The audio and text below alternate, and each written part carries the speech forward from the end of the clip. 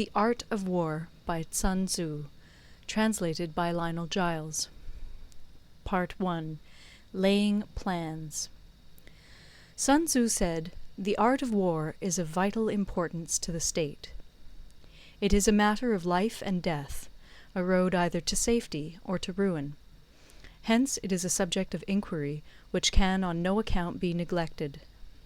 The art of war, then, is governed by 5 constant factors, to be taken into account in one's deliberations when seeking to determine the conditions obtaining in the field. These are 1. The moral law, 2. Heaven, 3. Earth, 4. The commander, 5. Method and discipline. The moral law causes the people to be in complete accord with their ruler, so that they will follow him regardless of their lives, undismayed by any danger. Heaven signifies night and day, cold and heat, times and seasons. Earth comprises distances, great and small, danger and security, open ground and narrow passes, the chances of life and death. The commander stands for the virtues of wisdom, sincerity, benevolence, courage, and strictness. By method and discipline are to be understood the marshalling of the army in its proper subdivisions, the graduations of rank among the officers, the maintenance of roads by which supplies may reach the army, and the control of military expenditure. These 5 heads should be familiar to every general. He who knows them will be victorious. He who knows them not will fail. Therefore, in your deliberations, when seeking to determine the military conditions, let them be made the basis of a comparison in this wise. 1. Which of the 2 sovereigns is imbued with the moral law? 2. Which of the 2 generals has most ability? 3. With whom lie the advantages derived from heaven and earth? 4. On which side is discipline most rigorously enforced? 5. Which army is stronger? 6. On which side are officers and men more highly trained? 7. In which army is there the greater constancy both in reward and punishment? By means of these 7 considerations I can forecast victory or defeat. The general that hearkens to my counsel and acts upon it will conquer. Let such a one be retained in command. The general that hearkens not to my counsel nor acts upon it will suffer defeat. Let such a one be dismissed. While heeding the profit of my counsel, avail yourself also of any helpful circumstances over and beyond the ordinary rules. According as circumstances are favourable, one should modify one's plans. All warfare is based on deception. Hence, when able to attack, we must seem unable. When using our forces, we must seem inactive.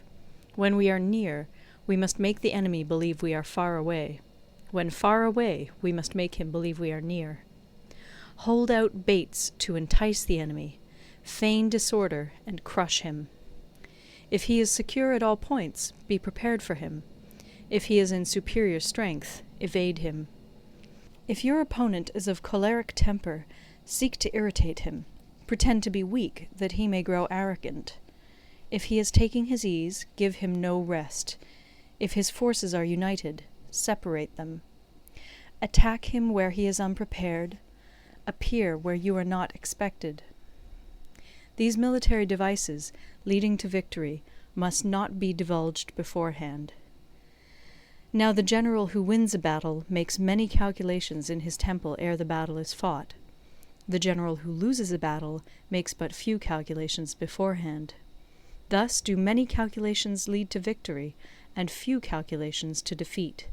How much more no calculation at all?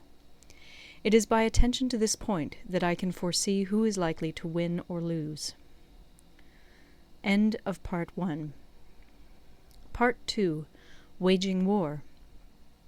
Sun Tzu said, "In the operations of war, where there are in the field 1,000 swift chariots, as many heavy chariots, and 100,000 mail-clad soldiers, with provisions enough to carry them 1,000 li, the expenditure at home and at the front, including entertainment of guests, small items such as glue and paint, and sums spent on chariots and armour, will reach the total of 1,000 ounces of silver per day.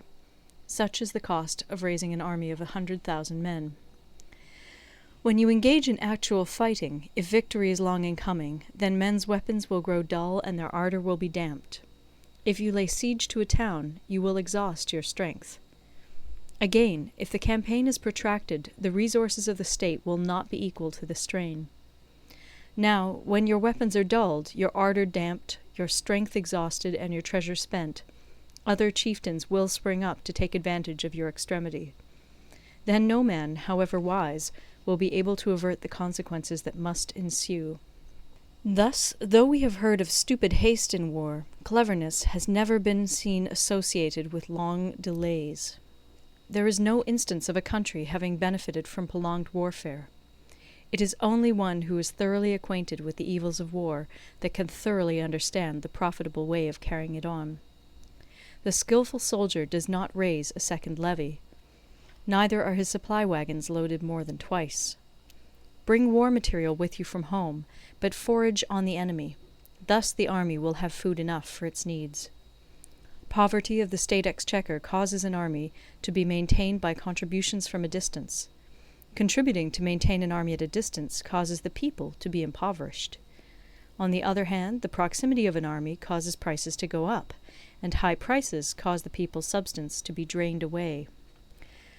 When their substance is drained away, the peasantry will be afflicted by heavy exactions.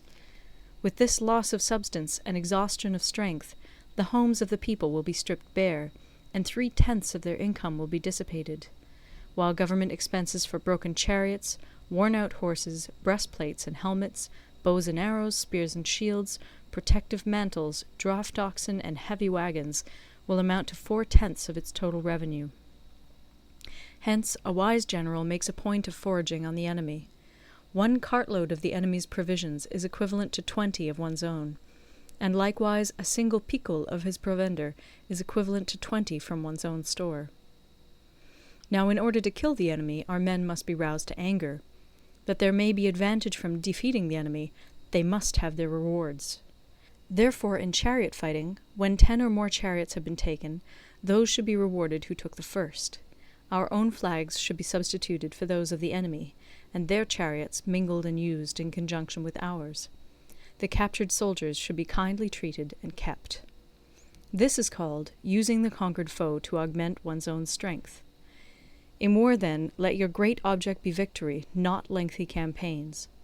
Thus it may be known that the leader of armies is the arbiter of the people's fate, the man on whom it depends whether the nation shall be in peace or in peril. End of Part 2. Recorded in Toronto, Ontario by Moira Fogarty, October 2006.